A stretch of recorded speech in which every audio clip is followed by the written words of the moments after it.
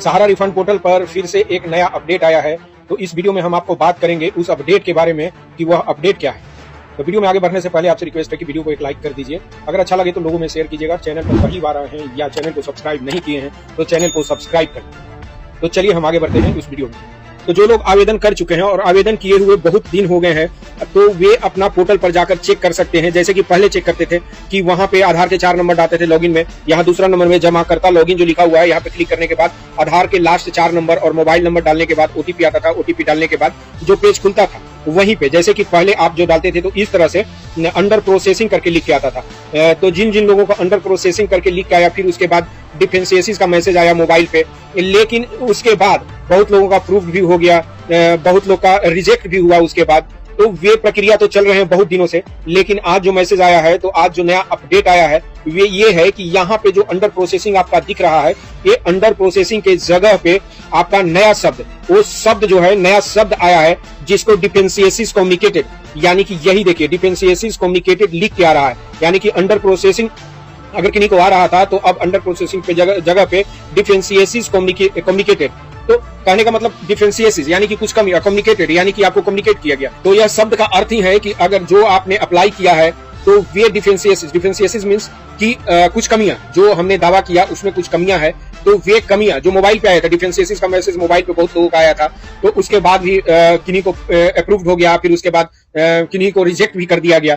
तो इस तरह का मैसेज डिफेंसियसिस कम्युनिकेटेड यानी कि कोई कमी है जिसके बारे में आपको कम्युनिकेट किया गया है पोर्टल की तरफ से, सहारा रिफंड पोर्टल यानी CRCS की तरफ से आपको कम्युनिकेट किया जा रहा है। तो जब आप डिफेंसियसिस कम्युनिकेटेड के क्लिक करेंगे तो यहाँ पे आपको एक PDF खुलेगा और वे PDF में, उस PDF में आपको बताया गया है कि आपके आवेदन में क्या क्या कमियां हैं। तो बहुत लोगों का बहुत सा कमियां हो सकता है, लेकिन एक मुख्य कमियां ऐसा लग रहा है कि जैसे एक लेटर छाप के और सारे को भेज दिया गया है। तो ये सहारा रिफंड पोर्टल आखिर करना क्या चाहता है ये लोगों को समझ में नहीं आ रहा है। जो पहले से कमियां बताया भी गया है उसी तरह का कमियां फिर हम आपको बताएंगे, वे लेटर को दिखाएंगे और लेटर में क्या कमियां कहा गया है वे भी हम आपको बताएंगे। तो ये कमियां जो अब बता रहे हैं इन लोगों को पहले से भी पता है और लोग इसको विरोध भी कर रहे हैं कि नहीं इस तरह से कैसे हो सकता है, ये गलती सहारा का है। तो सहारा समझे, CRCS सहारा को भेजे। इस पर हम एक वीडियो बना चुके हैं, अगर चाहते हैं तो वीडियो आप देख सकते हैं कि सहारा के कमियों का, सहारा की गलतियों का सजा भुगत रहे हैं लोग, तो वे आप वीडियो देख सकते हैं। लेकिन जब यहाँ PDF खोलेंगे आप तो यहाँ डिफेंसियसिस कम्युनिकेटेड हर फाइल में जितने भी आपको जितने आवेदन है उतने किए हैं, जितने बाउंड पासबुक होंगे तो इस पे जो आप दावा किए हैं तो वे सारे में अगर आ रहे हैं तो सारे में अलग अलग भी हो सकते हैं, चाहे एक ही लेटर हो सकता है। तो चलिए हम आपको वो PDF खोल के दिखाते हैं तो वे PDF में क्या क्या लिखा हुआ।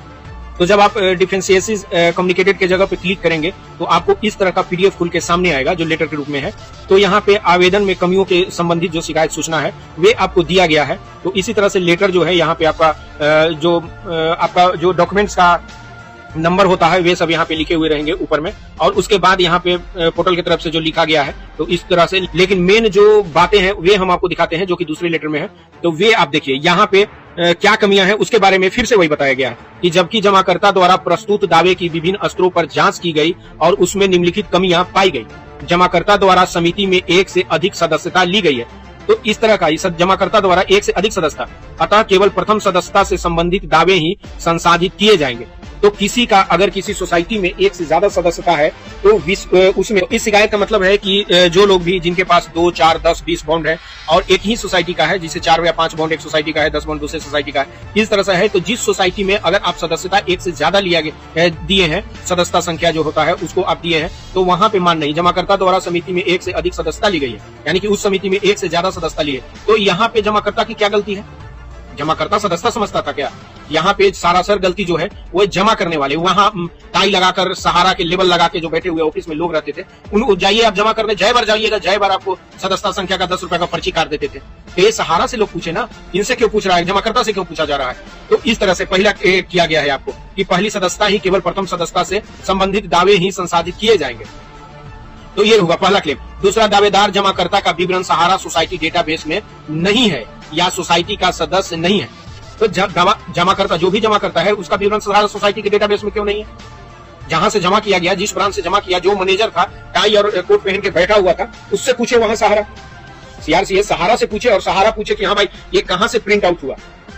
उस ऑफिस में, जहां पे ब्रांच ऑफिस, जहां पे लोग पैसे को जमा किए, वे प्रिंट निकला, उस पे मैनेजर का साइन होता है, वे होगा, तो वहां के तत्कालीन जो मैनेजर है जिनका साइन है उससे पूछा जाए कि हाँ प्रिंट, तो बेवजह लोगों को परेशान करने के लिए इस तरह के दोनों का दोनों क्लेम जो है वे सरासर गलत है। अगर कहीं पे ऑप्शन होता कि हम शिकायत करते, चाहे लोग शिकायत करते, तब सहारा रिफंड पोर्टल जो है, सहारा रिफंड पोर्टल को पता चलता कि हाँ सच्चाई क्या है। लेकिन सारा चीज ब्लॉक है, कहीं कोई कंप्लेन कर रहा है, कुछ नहीं हो रहा है, कोई ये नहीं, अपना केवल लेटर थमा दे रहे हैं। इस तरह लेटर थमाए सहारा को, जाके सहारा के ऑफिस में भेजे कि कैसे आ गया, कैसे प्रिंट आउट हो गया।